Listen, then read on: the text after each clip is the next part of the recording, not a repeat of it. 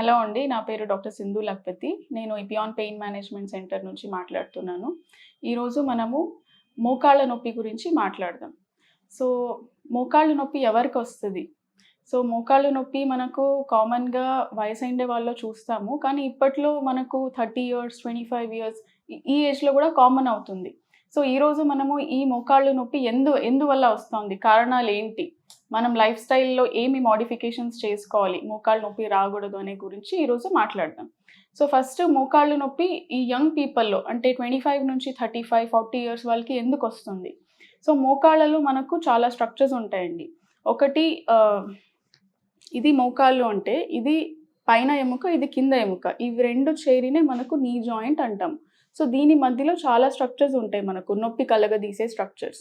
So, ఏమేం structures ఉంటుందంటే ఒకటి గుజ్జు కావచ్చు, ఒకటి లిగమెంట్స్ కావచ్చు. సో, ఇవిన్ని స్ట్రక్చర్స్ ఉంటాయి.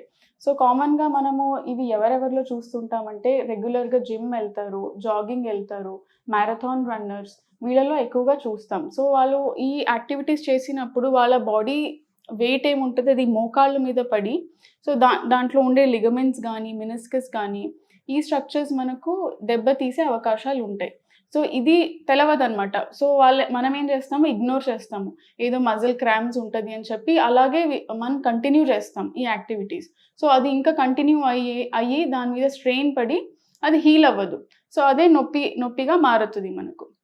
సో, దీనివల్ల వచ్చే మనకు ఫ్యూచర్‌లో వచ్చే కాంప్లికేషన్స్ ఏంటి అంటే, ఈ లిగమెంట్స్ గానీ, ఈ కండరాలు గానీ, ఇవన్నీ వీక్ అయ్యేసరికి మనకు ఆస్టియో ఆర్థరైటిస్ అంటే గుజ్జు అరగదల. అది 50+లో వచ్చేది.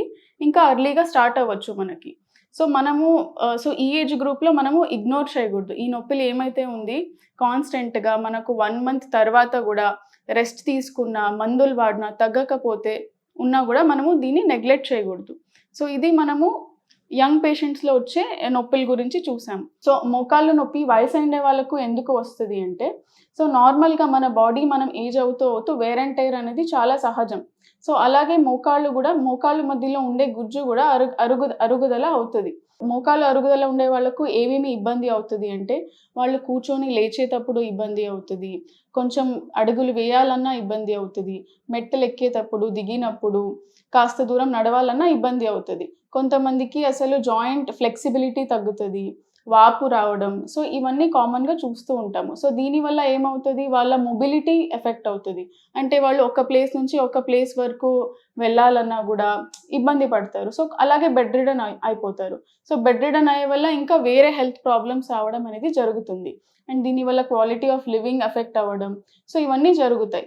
సో, దీన్ని మనము ఎలా ప్రివెంట్ చేయొచ్చు? అంటే మనం 40, 50 ఇయర్స్‌లో గూడా మన క్వాలిటీ ఆఫ్ లివింగ్‌ని ఎలా ఇంప్రూవ్ చేయొచ్చు అనేది మీకు చెప్తాను. సో, ఇటువంటి ప్రాబ్లమ్స్‌తో సఫర్ అయ్యే వాళ్ళు మా క్లినిక్‌కి రావచ్చు. సో, మా క్లినిక్‌కి వచ్చాక మేము మిమ్మల్ని ఎగ్జామినేషన్ చేస్తాం. చేసి మీ నొప్పి దేనివల్ల వస్తోంది? ఇందాక నేను చెప్పాను మన మోకాళ్ళలో చాలా స్ట్రక్చర్స్ ఉంటాయి.